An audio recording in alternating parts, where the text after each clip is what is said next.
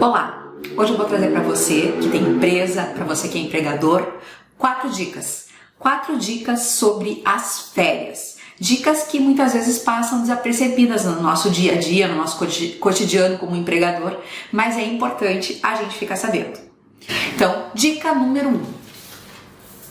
A nossa dica número 1 é a seguinte: a gente tem que contabilizar durante o período aquisitivo do empregado as faltas injustificadas. O que são faltas injustificadas? São aquelas faltas que não teve atestado médico, que não é uma falta considerada justificada, como a falta para casamento, em decorrência de falecimento de parente, de comparecimento à audiência, de trabalho na justiça eleitoral, de licença paternidade. Então tem todas umas faltas que são consideradas justificadas e tem as faltas que são consideradas justificadas em razão de atestado médico. Então o que nos interessa para as férias são as faltas que não são justificadas, as faltas injustificadas. Então, a regra geral é que depois de 12 meses de trabalho, o empregado tem direito a 30 dias de férias. Só que ele vai ter direito a esses 30 dias de férias se ele tiver até 5 faltas.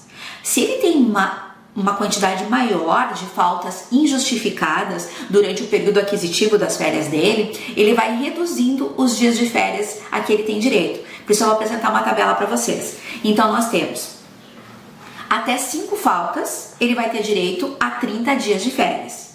De 6 a 14 faltas, ele vai ter direito a 24 dias de férias. De 15 a 23 faltas, ele vai ter direito a 18 dias de férias. De 24 a 32 faltas, ele vai ter direito somente a 12 dias de férias. Então, o que é muito importante? Que você, empregador, combine com seu departamento pessoal ou combine com seu escritório de contabilidade uma maneira de contabilizar no sistema que emite lá a folha de pagamento para sua empresa, de contabilizar essas faltas injustificadas para que você não tenha necessidade de estar pagando tantos dias de férias se o empregado faltou de forma injustificada. E vamos para a nossa dica número 2.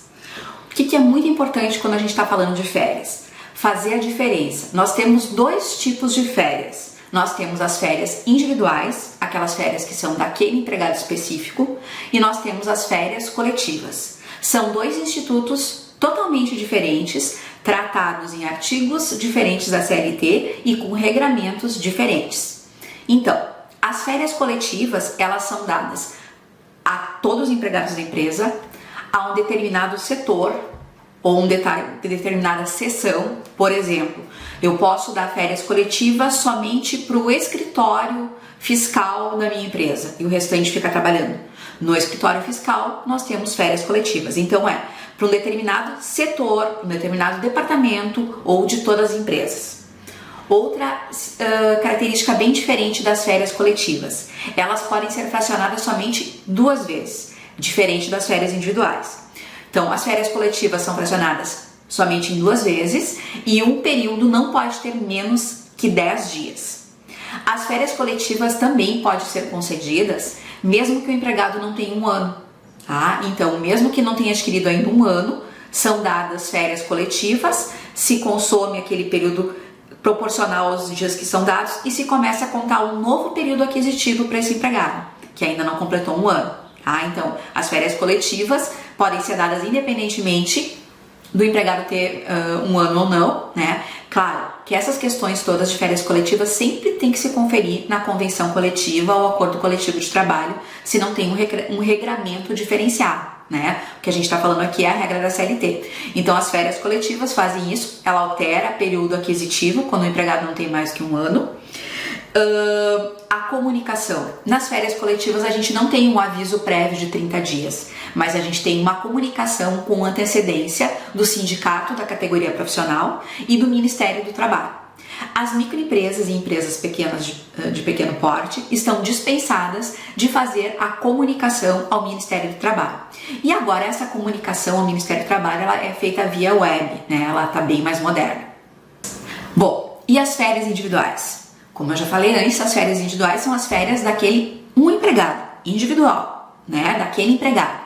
Elas podem ser fracionadas em até 3 vezes, como nós vamos ver na próxima dica, e elas têm outras regras. Elas precisam de um aviso prévio de 30 dias, né? O empregado tem que ser pré-avisado 30 dias antes para se organizar.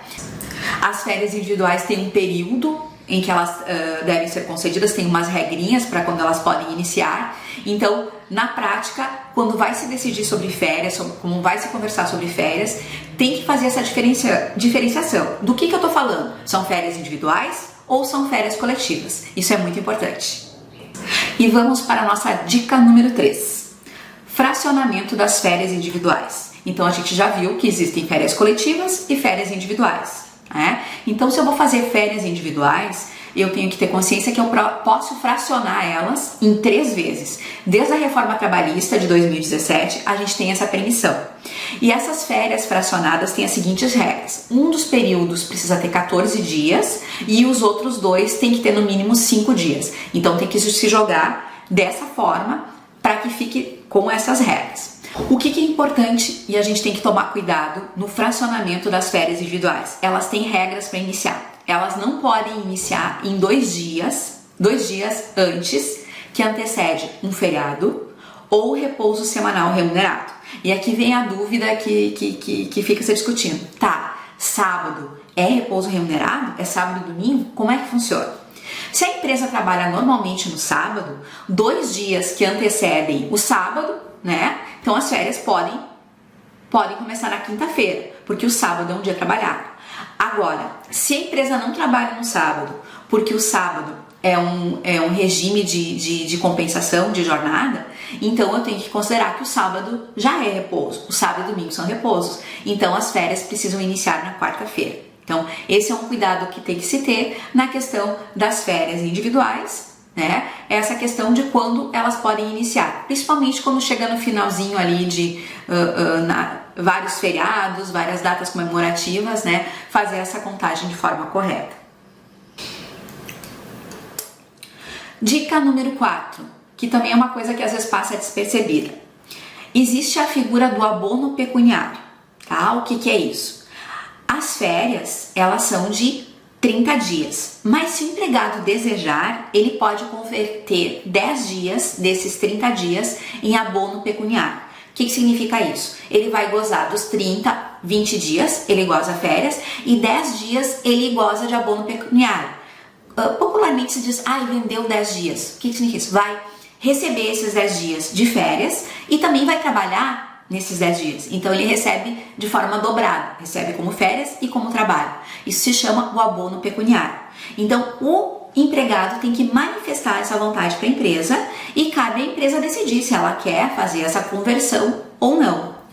Mas é importante a gente lembrar que existe essa possibilidade, que às vezes as empresas têm dificuldade, em razão de ter um quadro de funcionários pequenos, de conseguir colocar todo mundo em férias durante 30 dias. Então é uma alternativa. E esse abono, essa conversão em abono pecuniário tem um prazo para ser requerida. Ela tem que ser requerida 15 dias antes do término do período aquisitivo. Então, se o empregado deseja fazer isso, ele tem que manifestar para o empregador essa necessidade. São essas as nossas 4 dicas sobre férias.